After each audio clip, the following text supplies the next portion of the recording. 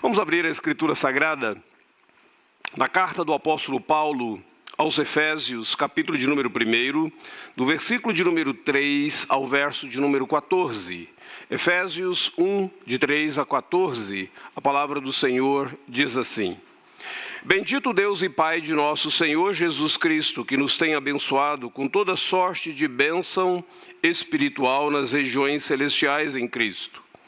Assim como nos escolheu nele antes da fundação do mundo, para sermos santos e irrepreensíveis perante ele, e em amor nos predestinou para ele, para a adoção de filhos, por meio de Jesus Cristo, segundo o beneplácito da sua vontade, para louvor da glória da sua graça, que ele nos concedeu gratuitamente no amado, no qual temos a redenção pelo seu sangue, a remissão dos pecados, segundo a riqueza da sua graça, que Deus derramou abundantemente sobre nós em toda a sabedoria e prudência, desvendando-nos o mistério da sua vontade, segundo o seu beneplácito que propusera em Cristo, de fazer convergir nele, na dispensação da plenitude dos tempos, todas as coisas, tanto as do céu como as da terra. Nele digo, no qual fomos também feitos herança, predestinado e segundo o propósito daquele que faz todas as coisas conforme o conselho da sua vontade, a fim de sermos para o louvor da sua glória. Nós os que de antemão esperamos em Cristo, em quem também vós, depois que ouvistes a palavra da verdade, o evangelho da vossa salvação, tendo nele também crido, fostes selados com o Santo Espírito da promessa, o qual é o penhor da nossa herança, até ao resgate da sua propriedade, em louvor da sua glória. Se você puder manter a sua Bíblia aberta, nós voltaremos a alguns desses versículos que acabamos de ler no decorrer da mensagem. Vamos orar neste momento? Senhor, a Tua palavra foi aberta e ela foi lida, mas somente Tu podes abrir a nossa mente e o nosso coração. Então pedimos que o Senhor nos conceda entendimento na palavra do Senhor e que o Senhor nos conceda coração transformado, alcançado por Tua graça e por Tua bondade, em nome do Senhor Jesus. Amém. O que você pensa sobre a igreja? Qual que é o conceito que você tem sobre essa instituição? Antes de você me responder, ou talvez responder na sua mente, deixa eu compartilhar com você que algumas pessoas pensam que a igreja é totalmente desnecessária. Até mesmo alguns crentes. Eles acham que eles podem servir a Deus, eles podem crescer espiritualmente sem a igreja, eles podem ficar em casa, eles podem, de alguma maneira, se desconectar da igreja, serem desigrejados e crescer na vida espiritual sem a igreja. Outras pessoas acham que a igreja está ultrapassada. Ela já foi útil no passado, mas hoje totalmente desnecessária, totalmente ultrapassada. Até mesmo a Organização das Nações Unidas diz que os templos evangélicos são os espaços mais inúteis durante a semana, porque eles são utilizados apenas aos domingos. Durante a semana eles ficam vazios. Alguns acham que a igreja é totalmente ultrapassada, sem qualquer relevância na nossa sociedade. Existem aqueles também que acham que a igreja é nada mais, nada menos do que um clube religioso. Você paga uma mensalidade, você tem direito a uma membresia, você desfruta de alguns benefícios, batismo das crianças, casamento, serviço fúnebre e assim por diante. E pronto. Mas antes de você pensar mais em qual que é o seu conceito sobre a igreja, talvez fosse importante nós considerarmos o que Deus pensa da igreja. Qual que é uma perspectiva objetiva da igreja, como que Deus olha para a sua igreja, o que a igreja representa para Deus e qual que é a perspectiva que Deus tem sobre a igreja. E para fazer isso nós direcionamos a nossa atenção nessa carta do apóstolo Paulo aos Efésios. Essa carta é considerada a rainha de todas as cartas escritas pelo apóstolo Paulo, e nessa carta Paulo fala muito sobre a igreja. Na verdade, na carta aos Efésios, nós temos um próprio resumo das boas novas do Evangelho, e nesse resumo das boas novas, o apóstolo Paulo coloca a perspectiva que Deus tem sobre a igreja. É por isso que um comentarista bíblico, John Stott, já falecido com o Senhor, ele diz que o tema dessa carta é o Evangelho e a igreja. Nessa carta, o apóstolo Paulo nos dá a perspectiva de Deus sobre a igreja, e a igreja está no centro de todas as ações de Deus. No capítulo de número 3, vai dizer que a igreja, ela é, para Deus, essa manifestação da sua sabedoria. Quando as pessoas quiserem conhecer como que Deus é sábio, salvando pecadores, transformando pecadores e adotando esses pecadores na própria família dele, como filhos dele, basta olhar pela igreja. É na igreja, é na comunhão com a igreja, no dia a dia, que nós vemos o Evangelho de Cristo em ação. É aqui que nós encontramos pessoas, como foi dito pelo testemunho que nós acabamos de ouvir, pessoas transformadas pela graça de Deus. Vidas que estavam desajustadas, de repente sendo alcançadas e transformadas. O Evangelho em ação. É aqui que nós encontramos aquele que antes era um escravo da bebida, um escravo da avareza, um escravo da própria imoralidade, sendo resgatado e transformado em filho, filha do Senhor Deus. A perspectiva de Deus sobre a igreja é que a igreja é o cumprimento daquela promessa que o próprio Deus fez lá para Abraão, em Gênesis, capítulo de número 12. A perspectiva de Deus é que a igreja é família de Deus, corpo vivo de Cristo Jesus, templo do Espírito Santo. E essas três metáforas você encontra na carta aos Efésios. E nesse texto que nós acabamos de ler, está logo no início da carta, mostra que Paulo, ele começa as suas cartas, todas elas, de uma maneira semelhante. Ele nos dá uma saudação, ele fala para quem que ele está escrevendo essa carta, e depois ele apresenta a sua mensagem, trazendo algumas aplicações práticas da sua mensagem, cada uma das suas cartas. Nessa carta aos Efésios, nós vemos a saudação do apóstolo Paulo nos versículos de número 1 e 2, que nós não lemos.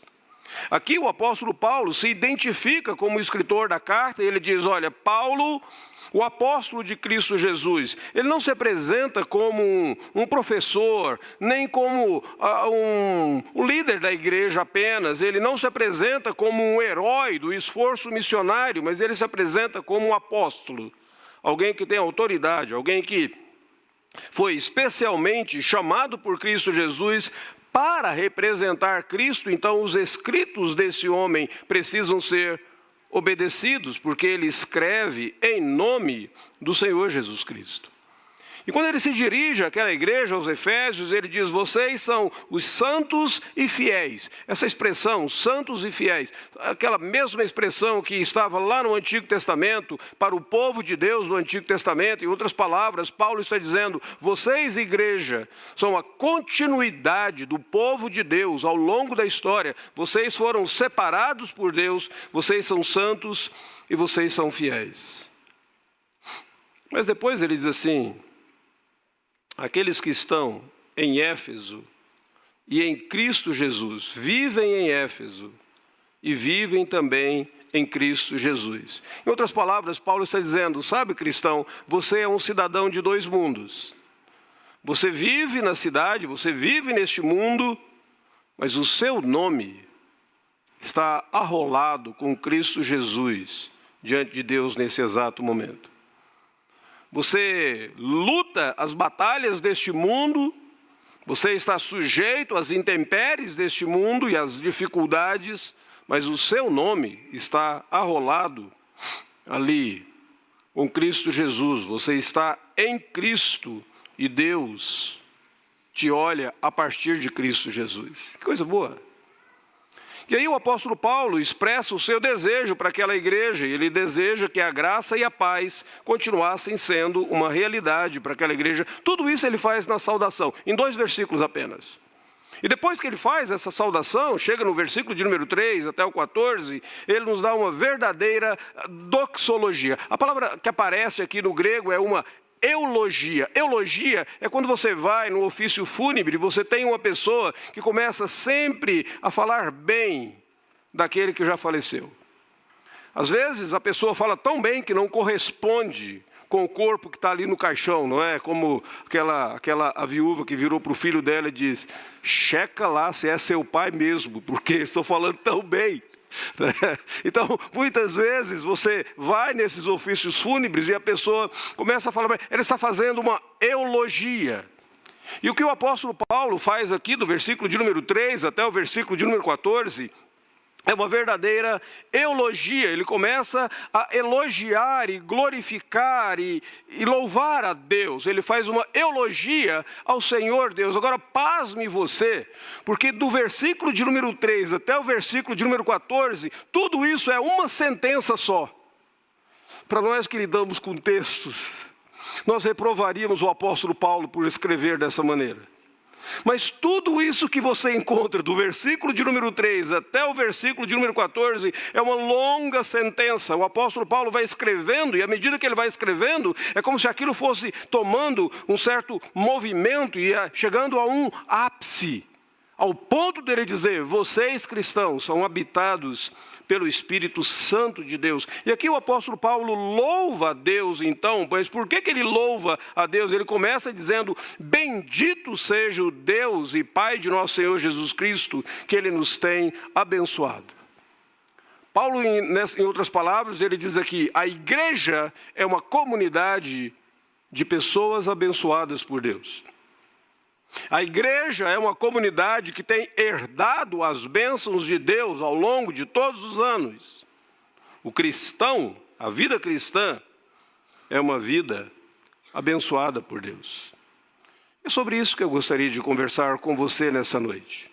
Eu creio que é muito apropriado falar sobre isso quando nós celebramos na vida dessa igreja o aniversário de 75 anos. A mensagem do apóstolo Paulo, em outras palavras, é o seguinte, a igreja, e esta igreja, é uma comunidade abençoada. Mas antes de nós concluirmos isso, eu queria que você observasse a maneira como Paulo coloca aqui. É importante nós analisarmos pelo menos 4 coisas à luz desse texto. Em primeiro lugar, qual que é a fonte e a origem dessas bênçãos? Em segundo lugar, qual que é a natureza dessas bênçãos? Em terceiro lugar, qual que é a esfera onde essas bênçãos acontecem, onde a realidade dessas bênçãos é experimentada?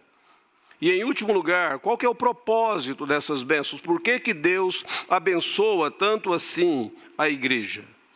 Então observe, em primeiro lugar, Paulo falando sobre esta igreja que é abençoada, ele coloca qual que é a fonte e a origem dessas bênçãos. Ele diz, bendito Deus e Pai de nosso Senhor Jesus Cristo, que nos tem abençoados. Em outras palavras, ele está dizendo que a fonte das bênçãos que os membros da igreja recebem é o próprio Deus.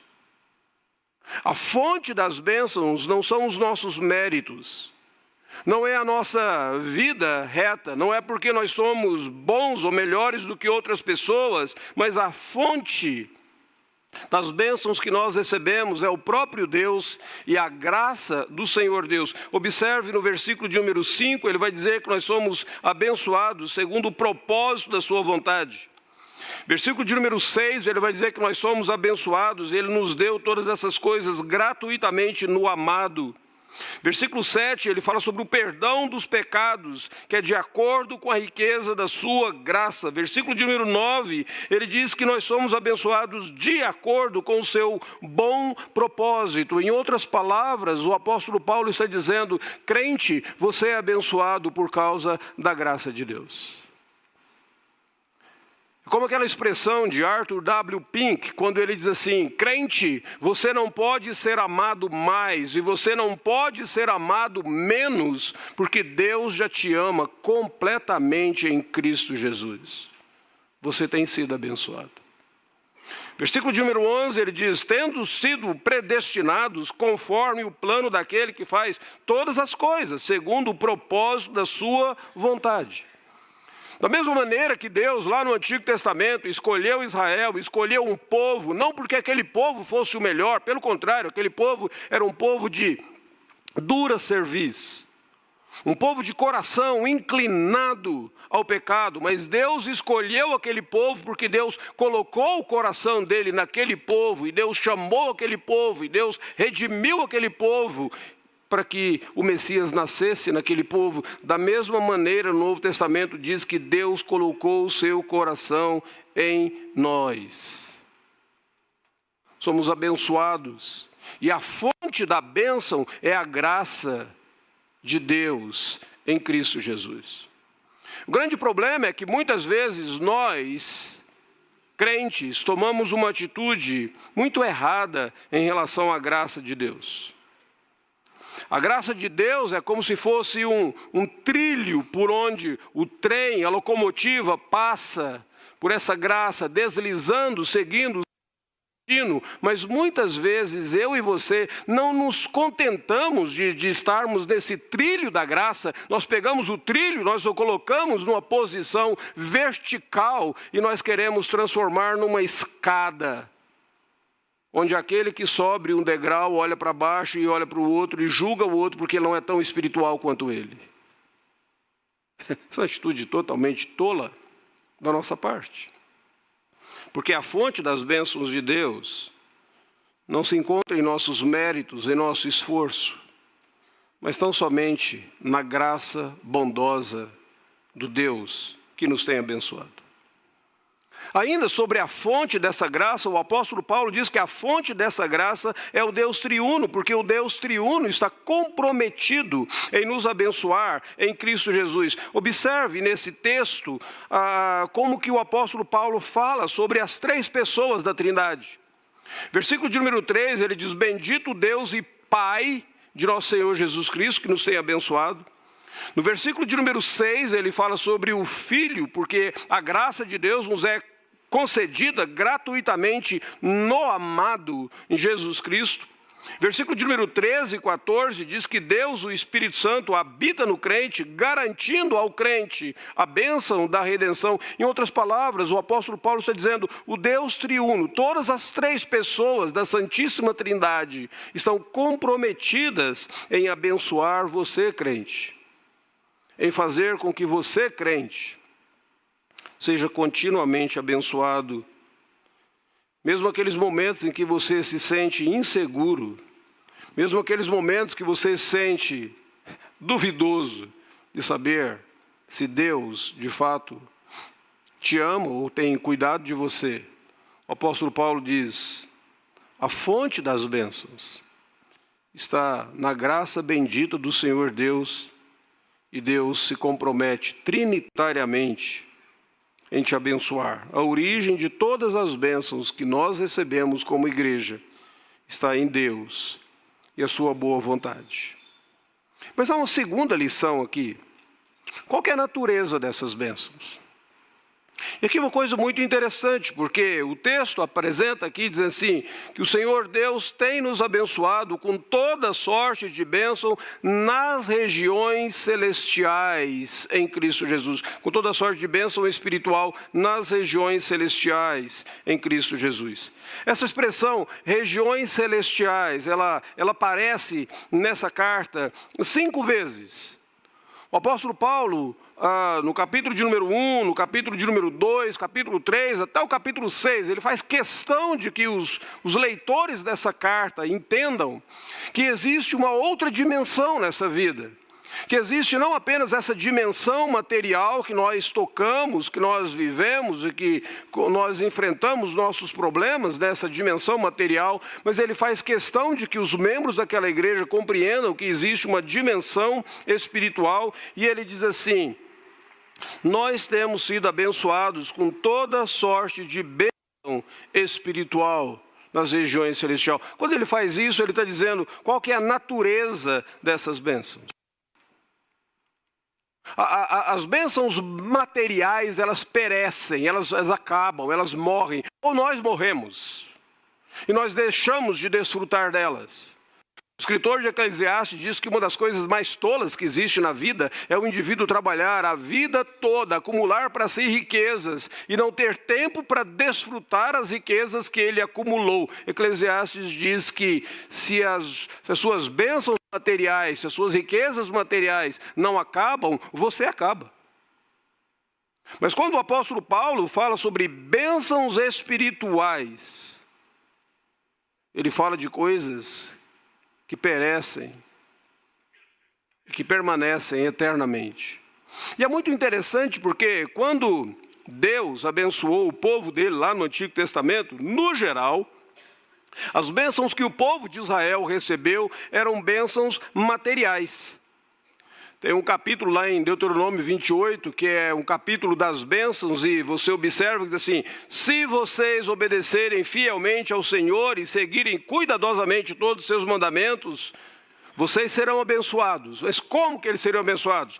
Com muitos filhos, com boas colheitas da terra, com rebanhos, bezerros, e os seus inimigos serão derrotados diante de vocês.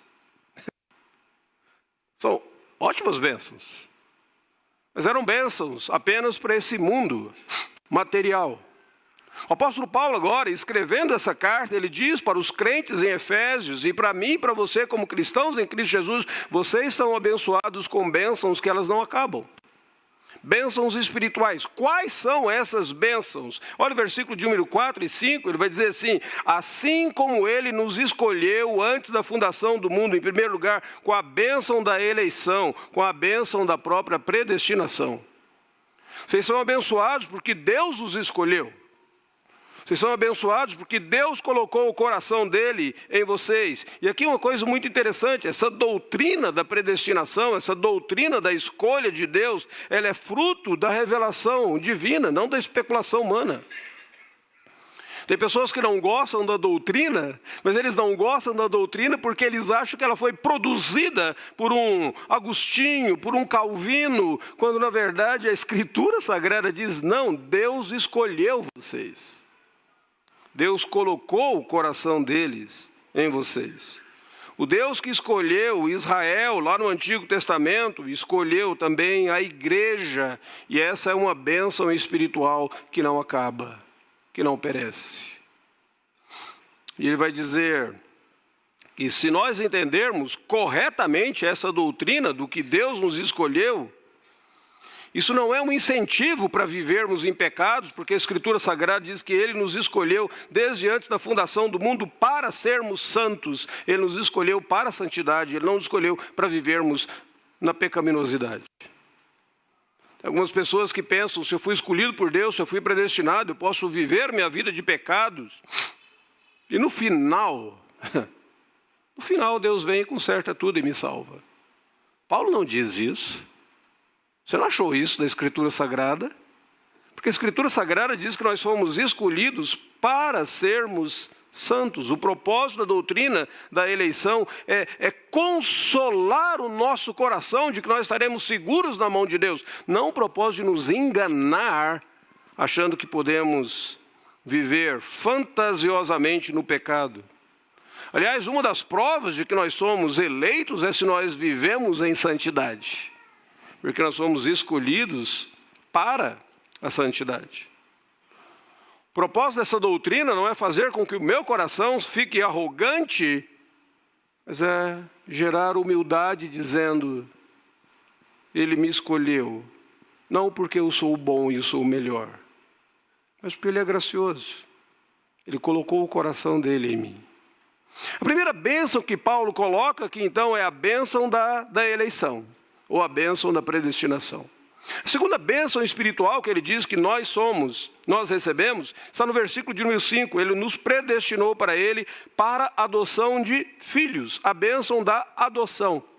Nós não apenas fomos escolhidos por Deus, mas nós fomos adotados na família de Deus. A adoção é uma das consequências de termos sido escolhidos. Fomos escolhidos para sermos santos e irrepreensíveis, fomos escolhidos para sermos adotados na presença ou pelo Pai. Agora, eu quero que você entenda que para eu e você termos sido adotados na família de Deus, o Filho unigênito de Deus, Jesus Cristo, teve que abrir mão do seu direito de unigenitura. Ele deixou de ser o Filho único. Ele abriu mão disso. Ele abriu mão de ser o Filho unigênito para se tornar o Filho primogênito. Jesus Cristo, na cruz do Calvário, ele estava abrindo mão do seu direito de ser o único Filho do Pai, para poder compartilhar comigo e com você a bênção de sermos adotados na família de Deus. Que coisa fantástica. Eu não sei o que você pensa sobre a adoção. Eu não sei o que você pensa sobre a doutrina da adoção, mas essa doutrina é fantástica. Eu tenho um amigo que ele e a esposa não puderam ter filhos, e por muitos anos, depois de terem tentado, eles resolveram orar ao Senhor Deus e resolveram adotar. Na igreja que ele pastoreia, na cidade em que ele pastoreia, lá no norte, havia um trabalho com as crianças na cidade, um orfanato. E a igreja então decidiu, para ajudar naquele orfanato, conversando com algumas pessoas que lá trabalhavam, elas trariam algumas crianças para passar o domingo com algumas famílias da igreja. As crianças iriam para a escola dominical, depois da escola dominical elas eram direcionadas para alguns lares, e elas iriam almoçar com uma família, elas iriam ter um convívio com aquela família, depois à tardezinha elas voltariam para o orfanato.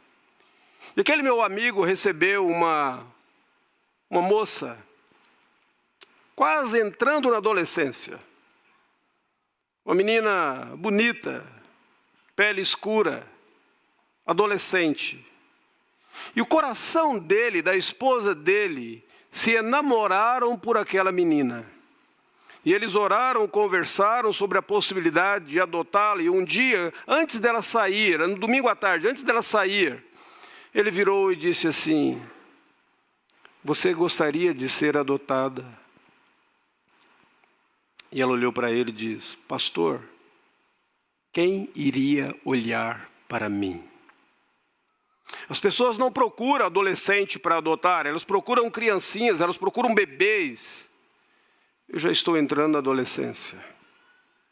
Eu não sou loira, olhos verdes. As pessoas sempre procuram lá no orfanato crianças assim. Minha pele é escura. Quem me adotaria? E ele diz: eu e a Beth, a esposa dele, estamos querendo te adotar. Você pensou na história da adoção? Para encurtar a história, de fato eles adotaram a Jéssica. Jéssica hoje está casada, Jéssica hoje terminou a faculdade. Só que Jéssica tinha uma irmãzinha. E ao invés de adotarem uma, eles tiveram que adotar duas. Porque eles não quiseram deixar a irmãzinha dela lá no orfanato. A Escritura Sagrada diz que o Senhor Deus nos abençoou com a bênção da adoção. E como filhos da família do Pai, nós temos privilégios de ter o livre acesso à presença de Deus, mas nós também temos as obrigações de viver uma vida que represente Deus. A terceira bênção que o apóstolo Paulo menciona aqui, está no versículo de número 9 e 10, a bênção da certeza da consumação final. Versículo de número 9 e 10, ele diz assim: desvendando-nos o mistério da sua vontade, segundo o seu beneplácito, que propusera em Cristo de fazer convergir nele, na dispensação da plenitude dos tempos, todas as coisas, tanto do céu como na terra. Em outras palavras, ele está dizendo: vocês crentes já sabem como que a história vai terminar. As pessoas que vivem nesse mundo, elas vivem tão inseguras, incertas, elas não têm um destino final. Vocês sabem que o final da história é que Deus fará com que todas as coisas sejam convergidas em Cristo Jesus. E vocês sabem que o ponto final de toda essa história humana será o próprio Cristo Jesus. Você tem a certeza, você caminha com esperança de que haverá um ponto final, porque você pertence a Deus.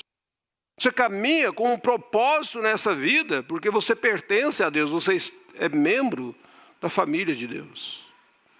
Mas a última bênção que ele coloca aqui, versículo 13 e 14, você é a habitação do Espírito Santo de Deus.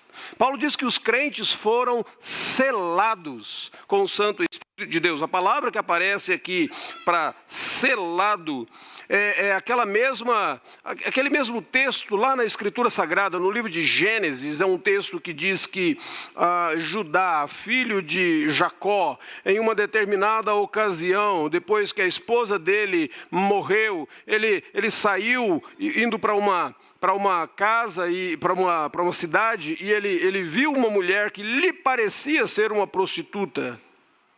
E ele desejou coabitar com ela. E ela diz assim para ele: o que você me dará? Ele diz: eu mando para ti 2 cabritos. Preço baixo, né? Para vender o corpo. Ele diz: mando para ti 2 cabritos. E ela diz: mas você não tem 2 cabritos aí com você.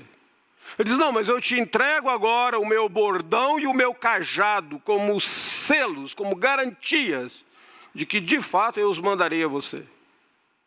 Bom, para encurtar a história, aquele homem de fato consuma o ato ali. A história é triste, horrível, com várias outras aplicações na Escritura Sagrada, mas aí é garantia. Agora a palavra de Deus diz assim que o Senhor Deus não nos deu nenhum cajado, nenhum bordão, mas o Senhor Deus depositou, Ele nos selou com o Santo Espírito de Deus. Você não está sozinho neste mundo e você é selado com o Santo Espírito de Deus, a garantia de que Deus voltará, de que Cristo voltará para buscar aquilo que lhe pertence. Em outras palavras, o apóstolo Paulo está dizendo: olha, a fonte de todas as bênçãos é a graça de Deus em Cristo Jesus. A natureza das bênçãos que você são bênçãos que elas não acabam, não perecem. São bênçãos espirituais e são várias. Desde antes da fundação do mundo até o fato de que agora o Espírito Santo de Deus habita na sua vida. As bênçãos de Deus na sua vida, elas abrangem o seu passado, elas abrangem o seu futuro, porque a história terá um fim em Cristo Jesus, mas elas abrangem o seu presente. Você é abençoado, o Espírito de Deus habita no seu coração. Mas a terceira coisa que o apóstolo Paulo coloca aqui é: qual é a esfera dessas bênçãos? Onde é que essas bênçãos podem ser desfrutadas? E aqui eu gostaria que você observasse que Jesus é mencionado nesse texto 15 vezes. E a expressão em Cristo ou nele aparece nesse texto 11 vezes. Bom, é muito importante para você que gosta de estudar a Bíblia, que se uma palavra, uma expressão é repetida tantas vezes assim, em tão poucos versículos, é porque essa expressão é importante. Todas as vezes que eu e você escrevemos lá no nosso computador e nós queremos dar uma ênfase, ou mesmo no WhatsApp, você quer dar uma ênfase, você coloca a palavra em negrito, itálico, sublinhado ou caixa alta. Mas agora, o escritor bíblico não tinha esses mesmos recursos. Então, o que o escritor bíblico fazia? Ele repetia a palavra, e ela é repetida 11 vezes aqui. Versículo de número 3, todas as bênçãos em Cristo. Versículo de número 4, adotados como filhos por meio de Cristo. Versículo 6, o qual nos concedeu gratuitamente no amado. Versículo 7, nele temos a redenção. Versículo 9, o seu bom propósito que ele estabeleceu em Cristo. Versículo 11, nele fomos também escolhidos. Versículo de número 13, selados em Cristo. Em outras palavras, o apóstolo Paulo está dizendo que a esfera onde eu e você podemos desfrutar das bênçãos de Deus é nada mais, nada menos do que em Cristo Jesus. Enquanto nós estamos em comunhão com Cristo Jesus, nós desfrutamos da esfera, nós desfrutamos das bênçãos de Deus. Mas se nós não temos Cristo em nós não temos as bênçãos de Deus em nós. Se nós não estamos em Cristo Jesus, nós não desfrutamos das bênçãos de Deus. E essa união que nós temos com Cristo Jesus não é apenas uma coisa que nós confessamos, mas é algo orgânico, e eu creio que eu não preciso falar mais sobre isso, porque uma das primeiras palestras que vocês tiveram aqui na igreja, celebrando os 75 anos, foi quando o Dr. João Paulo veio falar sobre a união em Cristo Jesus. É na esfera de Cristo Jesus, é unidos com Cristo Jesus, que nós somos abençoados. Não existe cristianismo sem Cristo. Cristianismo sem Cristo é como se você tivesse uma moldura na sua casa sem o quadro principal. Você já pensou na coisa mais tola? Quem é que fica pendurando por aí molduras sem o quadro? Às vezes você tem o quadro, mas não tem a moldura. Cristianismo sem Cristo é uma moldura sem o quadro. Para sermos objetos das bênçãos divinas, nós precisamos estar unidos com Cristo Jesus. E precisamos estar em Cristo Jesus. Não se exige nenhum sacrifício religioso, não se exige rituais esotéricos, mas basta você estar em Cristo Jesus. Quando eu crescia lá em Goiás,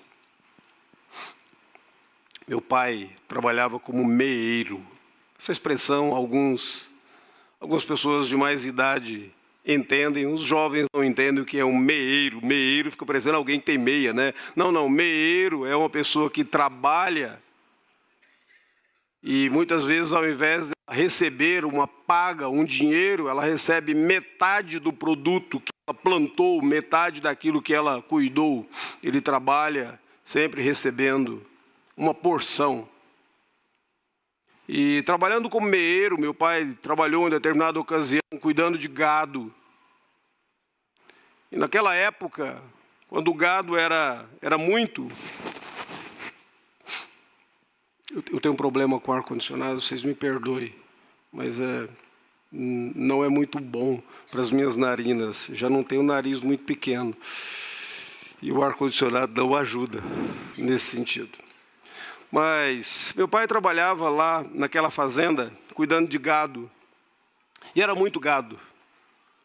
E acontecia que, em algumas ocasiões, alguma vaca ficava prenha. E ela teria que parir.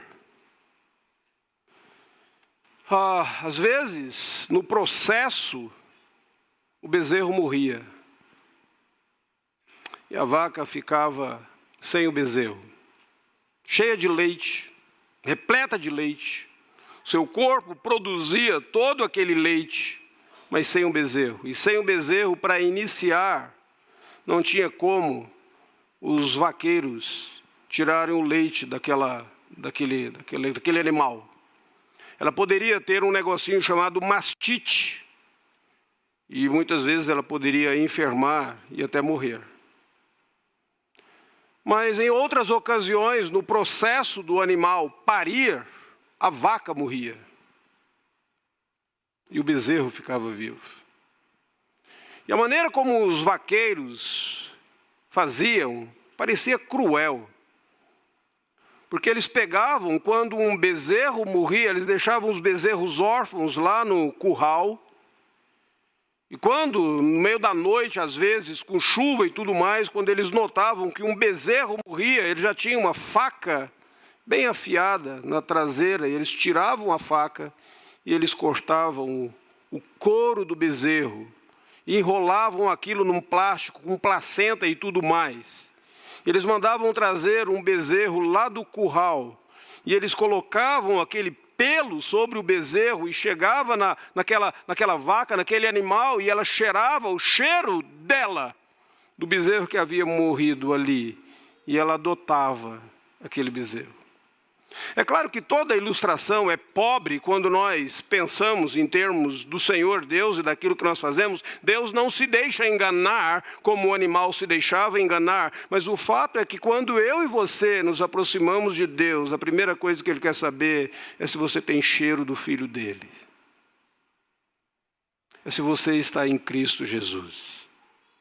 É se você está na esfera onde você pode receber as bênçãos de Deus.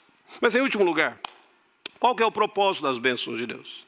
É muito agradável falar que nós somos abençoados por Deus, é muito agradável lembrar as bênçãos espirituais que nós recebemos, é muito agradável saber que nós somos abençoados em Cristo Jesus, mas qual que é o propósito das bênçãos de Deus? Por que que Deus nos abençoa?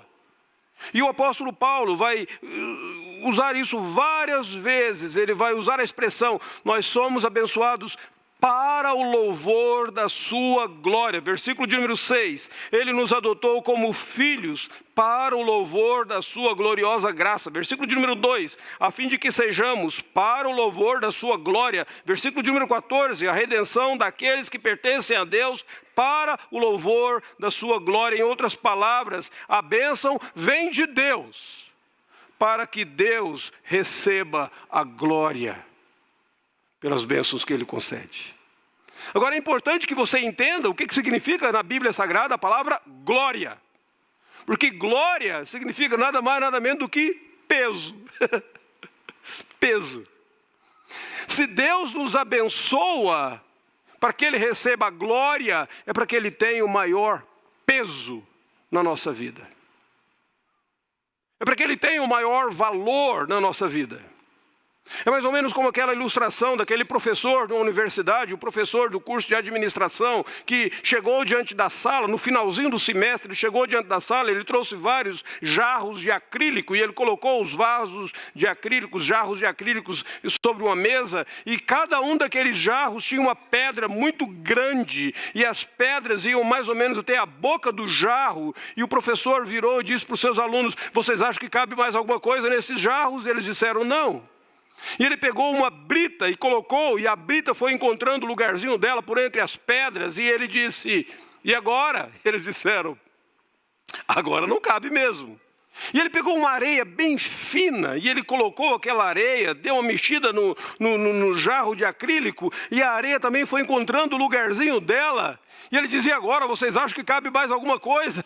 E eles já estavam sem graça de poder responder, ele sabia que era pegadinha. E ele pegou um jarro de água e ele colocou aquela água no jarro de acrílico. E a água também foi encontrando o seu lugar. Ele virou para a turma agora e disse, última lição do semestre. Qual que é o grande segredo? Qual que é a lição que vocês aprendem por meio dessa experiência? E todos disseram, é porque se der um jeitinho, sempre cabe mais alguma coisa. E ele diz, não. A lição principal é as pedras grandes vêm primeiro. Qual que é o tamanho da pedra que Deus representa na sua vida? Deus vem primeiro na sua vida ou Deus tem sido secundário? Terciário na sua vida. Ele nos abençoa para o louvor da sua glória. As bênçãos vêm dele para que a glória seja recebida por ele. C.S. Lewis escreveu um livro chamado O Peso da Glória, e ele diz assim, a glória de Deus precisa ser o peso maior nas nossas vidas, nas nossas decisões, nos nossos desejos. Qual o lugar que Deus ocupa na sua vida? Você tem sido abençoado por Deus, para que Ele seja o peso maior na sua vida. Deixa eu concluir, trazer agora algumas aplicações para nós. Em primeiro lugar, nós precisamos ter uma perspectiva mais abrangente da vida. Paulo tinha. Paulo não pensava que a vida do crente consiste apenas das coisas materiais. Mas Paulo entendia que o crente é abençoado nas regiões celestiais e abençoado com toda sorte de bênção espiritual. Nós precisamos ter uma dimensão maior da vida. A vida não consiste apenas neste mundo debaixo do sol, nessa realidade debaixo do sol. A sagrada implica em uma realidade espiritual. Você tem sido abençoado nas regiões celestiais. Seu nome está em Cristo nas regiões celestiais. A segunda coisa, nós precisamos ter uma visão mais cristocêntrica da nossa vida. Paulo o tempo todo está dizendo que tudo que Deus fez foi em Cristo, em Cristo, em Cristo, por amor do amado. Nós precisamos ter uma perspectiva mais cristocêntrica. Nós precisamos deixar de sermos egocêntricos, achando que nós somos o centro da história, que nós somos o centro da festa. Eu gosto muito de me lembrar de uma ilustração de Paul Tripp, quando ele era diretor de uma escola de crianças lá na Pensilvânia, nos Estados Unidos. Ele disse que em uma determinada ocasião, a mãe de uma criança pediu para celebrar o aniversário da criança na escola. E ele disse, tudo bem. E a mãe então trouxe balões e fantasias e cores e tudo mais. Mas tinha um menino daquela turma, que não era o aniversariante, que ele ficava pulando e fazendo, chamando toda a atenção para ele, desobedecendo, furando os balões e tal. E o Paul Tripp diz que em um determinado momento ele teve que agachar, colocar-se da mesma altura da criança, olhou bem nos olhos dele e disse, John, você não é o centro da festa. Você não é o aniversariante. Queridos, eu acho que às vezes Deus tem que fazer isso comigo e com você. Ele tem que agarrar assim nas nossas bochechas e dizer assim, você não é o centro da festa. Nós temos que ter uma perspectiva mais cristocêntrica, menos egocêntrica. É Cristo que deve receber toda a glória. Em terceiro lugar, nós precisamos de uma atitude adoradora. Paulo, em todo esse texto, em toda essa grande sentença, versículo 3 a 14, ele está louvando a Deus. Bendito seja o Deus. Nós precisamos ter essa atitude mais adoradora, de adorar o Senhor Deus. Nós precisamos conhecer verdadeiras doutrinas, como Paulo está falando de doutrinas profundas aqui, mas Paulo só cita essas doutrinas porque a doutrina deveria levar a doxologia, deveria levar à adoração. Não era conhecer doutrinas por conhecer doutrinas, mas conhecer doutrinas para poder louvar e adorar mais o Senhor. Nós precisamos ter uma atitude mais adoradora.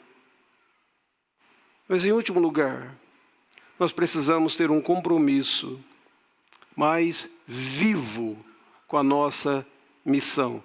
Nós fomos abençoados para sermos uma bênção. Fomos abençoados, fomos adotados, predestinados, adotados na família de Deus. Nós fomos abençoados, recebendo o Santo Espírito de Deus para proclamarmos essa verdade a outras pessoas. Fomos abençoados para ser uma bênção, uns para os outros, e uma bênção no mundo no qual nós encontramos. O salmista, no Salmo de número 67, ele faz uma oração e ele diz assim, abençoa-nos Deus, e todos os confins da terra te temerão. Oh, nós precisamos desse compromisso mais vivo com a nossa missão. Temos sido um povo abençoado, essa igreja tem sido uma igreja abençoada, abençoados para abençoar outros. Que Deus continue nos abençoando com o entendimento do propósito dEle, da palavra dEle, da verdade dEle, para sermos uma bênção para outras pessoas. Amém.